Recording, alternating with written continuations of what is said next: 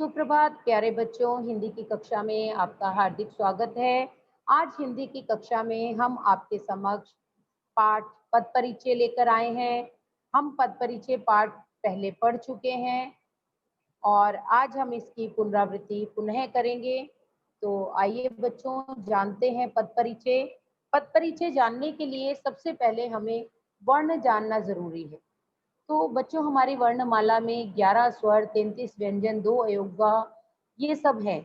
तो सबसे पहले वर्ण क्या है? वर्ण स्वतंत्र इकाई है जिसे हम वर्ण के जानते हैं।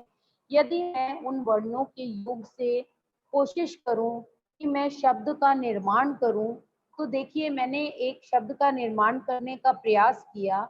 मैंने क लिखकर एक शब्द बनाने की चेष्टा की, परंतु मैं विफल रही। क्यों? क्योंकि क क क ये कोई भी सार्थक शब्द नहीं है, इसका कोई अर्थ उत्पन्न नहीं हो रहा। इसका कोई अर्थ नहीं है, इसलिए ये निरर्थक है। निरर्थक है तो ये शब्द नहीं मैं इसको कहती। अब शब्द कहते किसे हैं?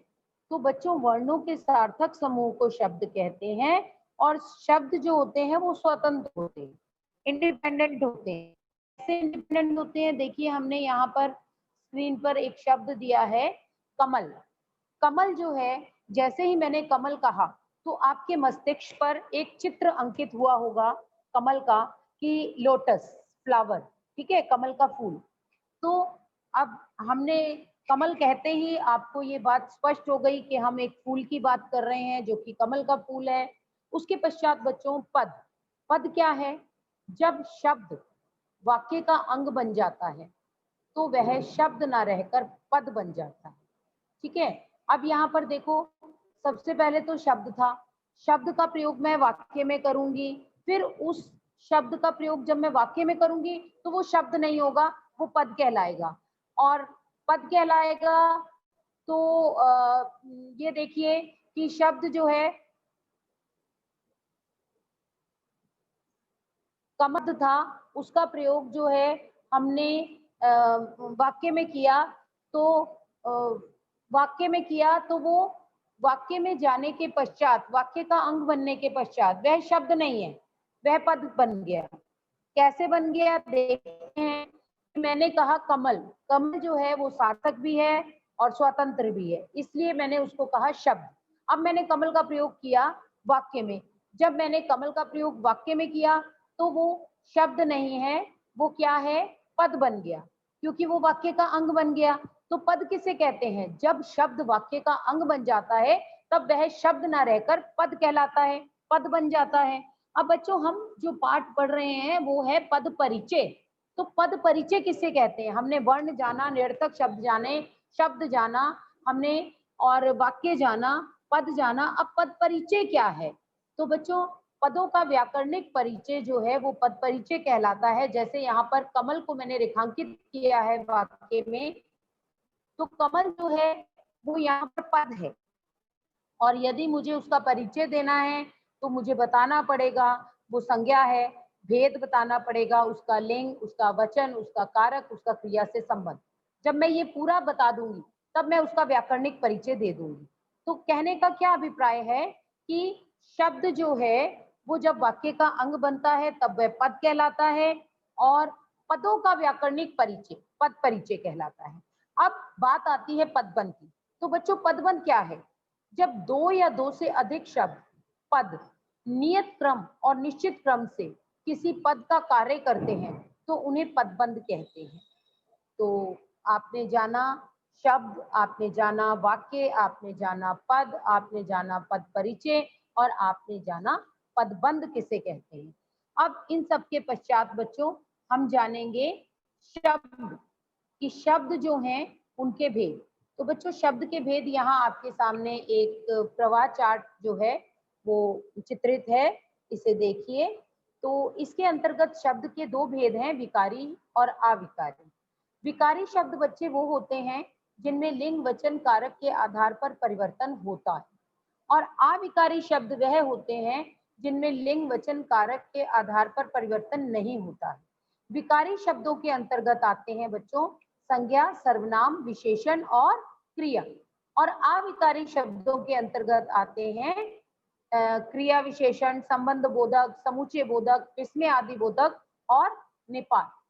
तो यहाँ हमने जाना शब्द, उसके भेद, विकारी, अविकारी, विकारी जिनमें परिवर्तन होता है लिंग वचन कारक के आधार पर, और अविकारी जिनमें लिंग वचन कारक के आधार पर परिवर्तन नहीं होता। तो इसके पश्चात बच्चों चलते हैं हम, जब पद परिचय की बात कर रहे हैं तो हमें ये पता होना चाहिए कि जब हम पद का किसी भी परिचय देते हैं तो हमें उसके अंतर्गत क्या क्या बताना होता है। तो बच्चों ध्यान से इस तालिका को देखिए और इसका स्क्रीनशॉट भी ले सकते हैं, लिखना चाहे लिख सकते हैं। समझ तो हम रहे हैं, समझने का प्रयास कीजिए और इस तालिका को कंठस्थ भी कर लीजिए कि यदि कौन सा विकारी शब्द या अविकारी शब्द आएगा जिसका हमें क्या परिचय देना होगा। आपको ये भी तो पता होना चाहिए ना कि परिचय देना क्या है। तो देखिए इसको, जल्दी से इसको लिख लीजिए। तो बच्चों यहाँ पर हम देख रहे हैं कि संज्ञा लिखा हुआ है सबसे पहले। सर्वप्रथम यदि कोई शब्द आ जाता है और वो संज्ञा होता है तो हमें 6 चीजें उसमें बतानी होंगी कि वह संज्ञा है, उसका भेद, उसका लिंग, उसका वचन, उसका कारक, उसका क्रिया से संबंध। तो ये 6 चीजें हमें बतानी होगी संज्ञा पद का परिचय बताने हेतु। इसके पश्चात हमारा आ जाता है सर्वनाम। तो सर्वनाम क्या है बच्चों? सर्वनाम है, उसका भेद बताएंगे, उसका लिंग बताएंगे, उसका वचन बताएंगे, उसका कारक बताएंगे, उसका क्रिया से संबंध बताएंगे। ऐसे ही क्रिया, यदि कोई क्रिया पद है तो उसका परिचय देने हेतु हमें क्या बताना है कि क्रिया, उसका भेद, उसका लिंग, उसका वचन, उसका काल, उसका वाच्य, उसका कर्म व कर्ता के साथ संबंध।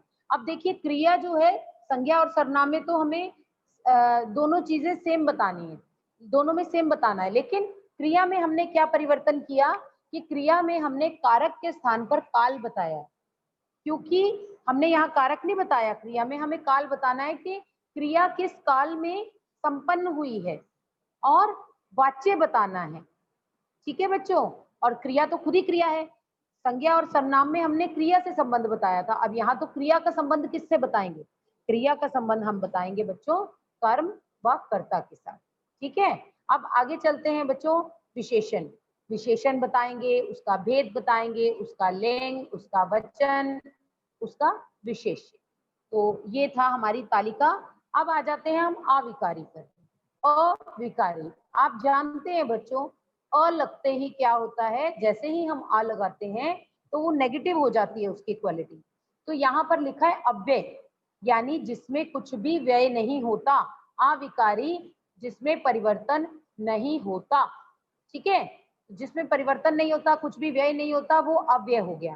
अब अगर कोई अव्यय शब्द है, अव्यय में हमारे 5 आ जाते हैं, अविकारी में 5 आ जाते हैं, क्रिया विशेषण, संबंध बोधक, बोधक, बोधक, निपात।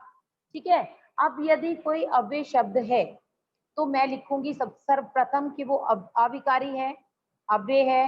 फिर उसका भेद, भेद के अंतर्गत मैं क्या लिखूंगी बच्चों?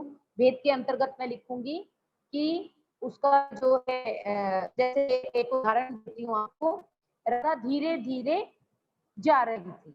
ठीक है बच्चों, तो जा रही हुई क्रिया, कैसे जा रही थी? धीरे धीरे। धीरे धीरे क्रिया से पूर्व आया है तो हो गया क्रिया विशेषण, तो क्रिया विशेषण है। अब मुझे अगर धीरे धीरे रेखांकित करके दिया जाए और मुझे कहा जाए कि इसका पद परिचय दीजिए, तो मैं क्या बताऊंगी?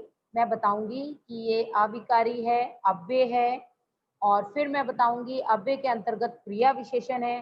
फिर मैं बताऊंगी क्रिया विशेषण के अंतर्गत उसका भेद मुझे अगर पता है तो जैसे धीरे धीरे रीतिवाचक क्रिया विशेषण है। ठीक है, और क्रिया की विशेषता बताने का कार्य कर रहा है। ठीक, समझे आप? अब ऐसे ही अगर कोई संबंध बोधक वाक्य हो, जैसे मैं कहूं कि मेरे घर के पीछे मंदिर है। ठीक है, तो के पीछे क्या है? अब संबंध बोधक शब्द है, मैंने कहा अव्यय है, अविकारी है, संबंध बोधक है। ठीक है, घर के पीछे मंदिर है। तो घर और मंदिर के बीच संबंध बोधक के पीछे संबंध बताने का कार्य कर रहा है। समझे बच्चों आप? अब देखिए और उदाहरण देती हूँ आपको विस्मय बोधक का, समझने का प्रयास कीजिए उदाहरण सहित। मैं कह रही हूँ कि वाह कितना सुंदर बगीचा है, वाह, ठीक है। अब मैंने क्या कहा, वाह, ये अविकारी है, अव्यय है, अव्यय में विस्मय आदि बोधक है, विस्मय आदि बोधक में हर्ष सूचक है। वाह विस्मय आदि बोधक द्वारा हर्ष को दर्शाया जा रहा है, ठीक है। अब मैं कहती हूँ हाय उसकी टांग टूट गई, तो हाय क्या है, विस्मय आदि बोधक है, और वो क्या प्रकट कर रहा है, मेरे शोक को प्रकट कर रहा है। तो मैंने लिखा अव्यय है, अव्यय के अंतर्गत विस्मय आदि बोधक है, विस्मय आदि बोधक के अंतर्गत हाय जो है वो शोक प्रकट कर रहा है, और फिर मैं लिख दूंगी कि हाय विस्मय आदि बोधक शोक प्रकट करने का कार्य कर रहा है। अरे राधा आ गई, तो ये मेरे विस्मय को प्रकट कर रहा है, मेरे आश्चर्य को प्रकट कर रहा है, तो मैं कहूंगी अव्यय विस्मय आदि बोधक और आश्चर्य सूचक, ठीक है। अब है अगला समूचे बोधक। अगर कोई वाक्य समूचे बोधक वाला हो तो मैं क्या करूंगी, समूचे बोधक क्योंकि इसलिए, ठीक है, जिसको आप कंजक्शन के नाम से भी जानते हैं, तो इसमें मैं क्या करूंगी, राधा घर गई और श्याम स्कूल आया, और, ठीक है।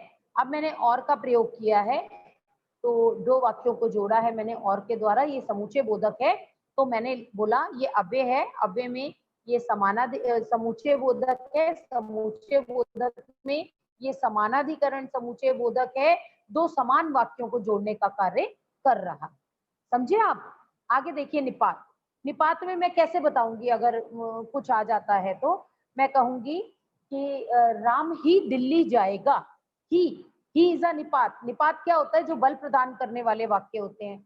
तो अगर मैं कहती हूँ राम दिल्ली जाएगा, तो इसमें कोई बल प्रदान नहीं किया जा रहा। जब मैंने कहा कि राम ही दिल्ली जाएगा, तो यहाँ पर बल प्रदान किया जा रहा है ही के द्वारा। तो जब मैंने ही लगाया तो उस बात पर बल प्रदान किया गया।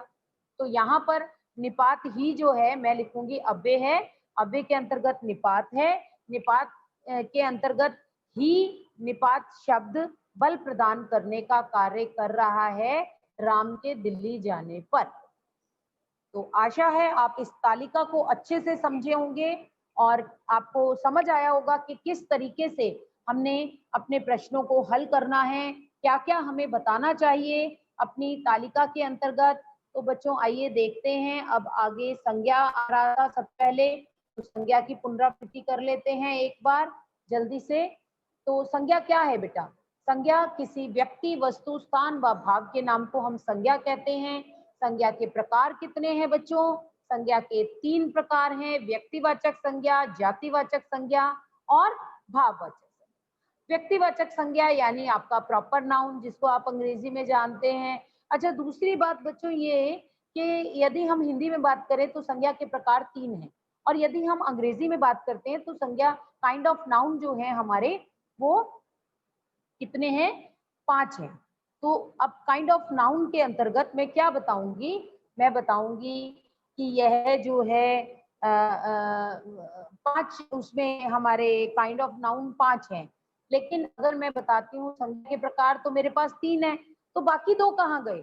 तो बेटा बाकी के जो 2 हैं अंग्रेजी वाले, material noun and collective noun, वो हमारे यहाँ पर जातिवाचक के अंग हैं। ठीक है, देखिए द्रव्यवाचक यानी मटेरियल नाउन, सारे लिक्विड्स और सारे मेटल्स, यानी सारे द्रव्य और सारी धातुएं इसके अंतर्गत आ जाती हैं। लेकिन हम उसको कहेंगे जातिवाचक।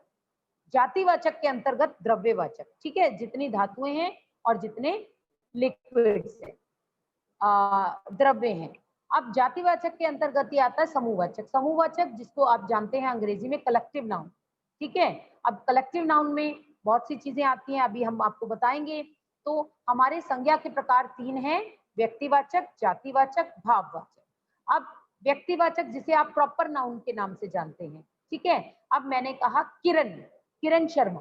ठीक है, तो किरण शर्मा कौन है? स्त्री है। जातिवाचक के अंतर्गत मैंने कह दिया स्त्री। ठीक है, महिला, नारी, कुछ भी लिख सकती हूँ, पूरी जाति को संबोधित करते हैं ये तीनों शब्द, स्त्री भी, महिला भी, नारी भी। अब मैं कहती हूँ भाववाचक, तो भाववाचक के अंतर्गत बच्चों क्या है? भाववाचक यानी एब्स्ट्रैक्ट नाउन जिसको आप कहते हैं, किसी गुण, कार्य, भाव, अवस्था, दशा का बोध कराता है, जैसे वीरता, सफलता। और जातिवाचक पूरी जाति का बोध कराता है।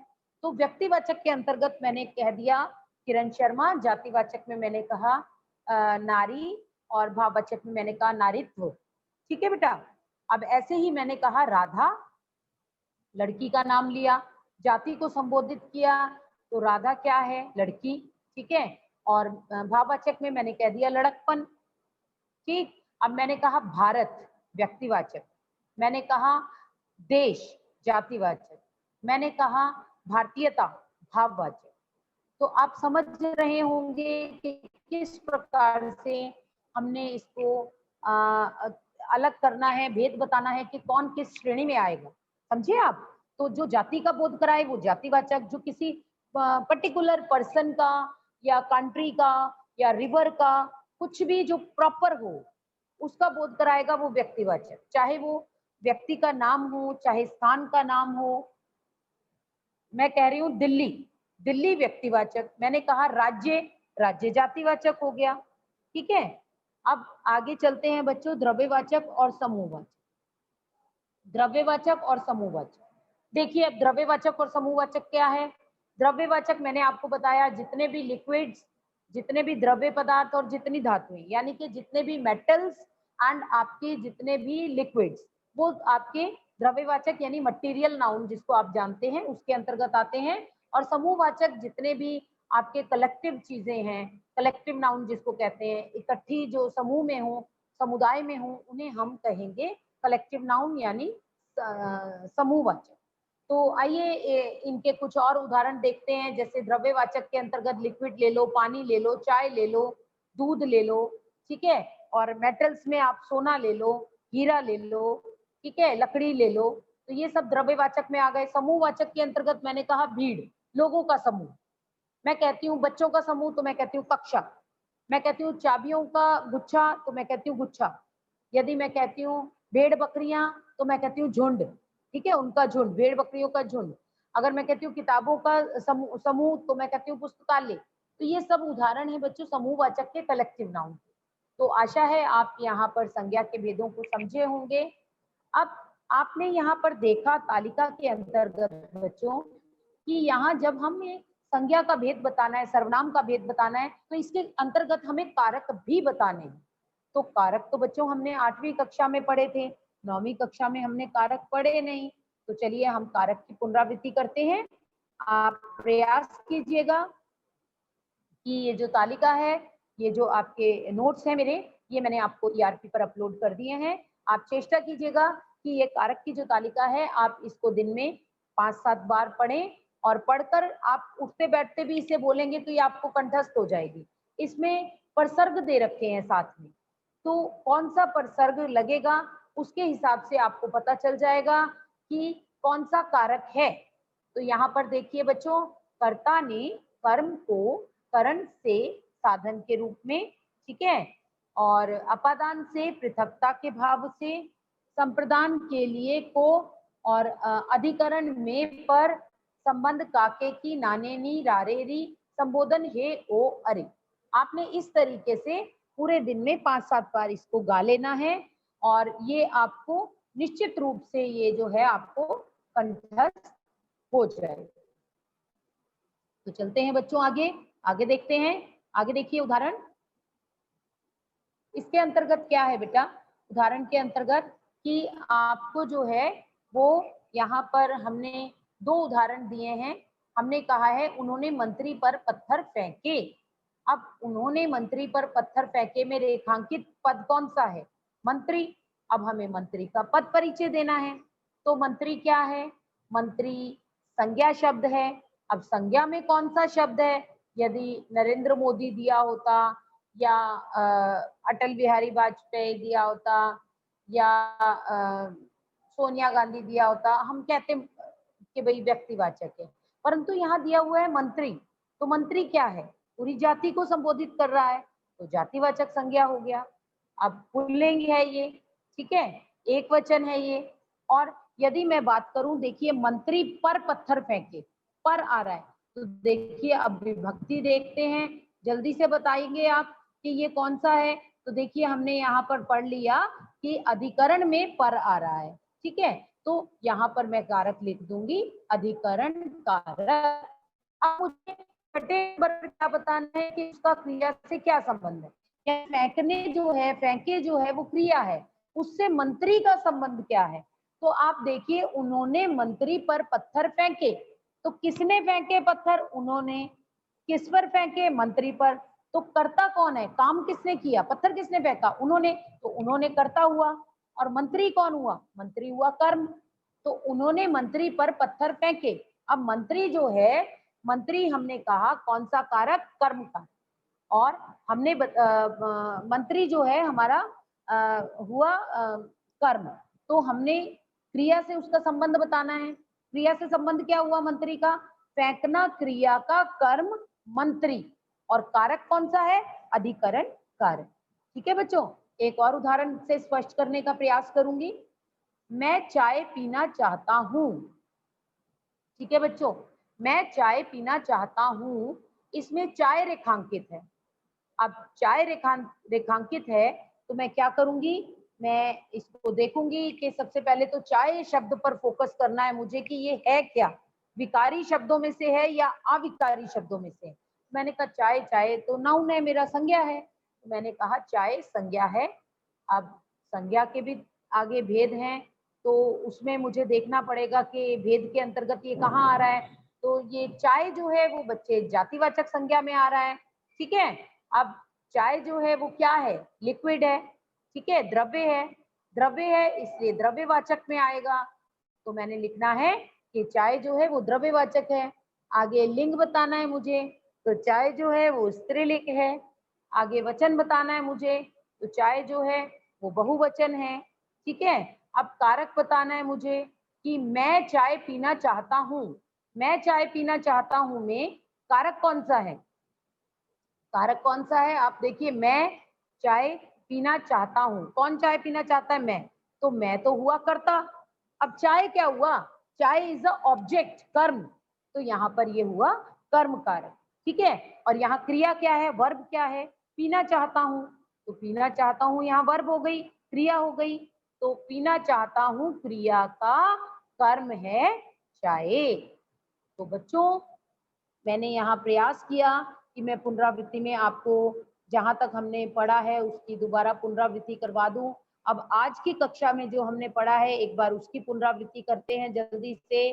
पहले वर्ण क ख ग वर्णमाला हमारी, फिर यदि मैंने जम्बल्ड ही कुछ वर्णों को जोड़ दिया तो वे निरर्थक हैं, और यदि मैंने सार्थक वर्णों को जोड़ा तो वर्णों के सार्थक समूह को मैं शब्द कहती हूँ, और शब्द स्वतंत्र होते हैं, और शब्द जो हैं वो स्वतंत्र होते हैं। जैसे कमल, अगर मैंने कमल का प्रयोग वाक्य में कर दिया तो वो मेरा वाक्य बन गया, और अगर वाक्य में मैं सिर्फ कमल को देख रही हूँ तो वो वाक्य का अंग है।